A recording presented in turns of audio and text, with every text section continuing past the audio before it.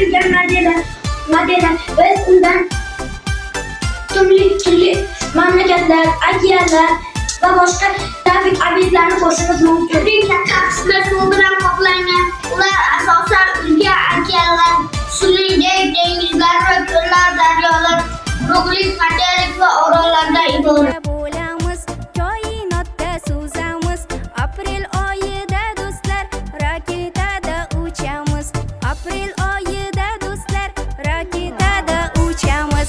Biz tabiat insonlarning barcha moddiy va ma'naviy ehtiyojlarini qondiruvchi asosiy manba hisoblanadi. Yuzimiz dumaloq, unda bor har xil o'rtoq. Mehmonlar ham ko'p biroq, kutib olaylik tezroq.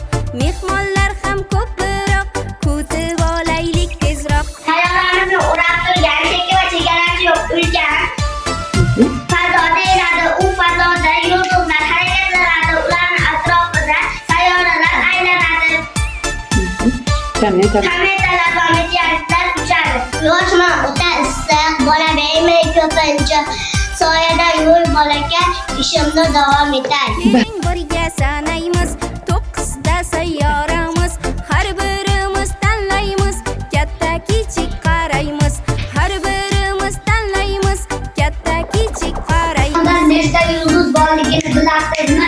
Osmonda yerda qum zarralariga qaraganda 10 barobar yulduz bor. Uran, Merkuriy, Neptun meni etadi maftun. Venera-yu Saturn oy bilan juda yaqin.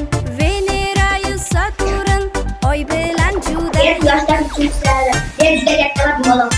Astronomlarning aytishicha, Yer juda go'zal sayyora. Kosmosdan u ko'z bildirishga o'xshaydi. Sherigining nomi Mars, Yupiteri yerdan past. Quyosh go'yo qilib qas, yerdan yiroq, yerdan past. Quyosh go'yo qilib qas, yerdan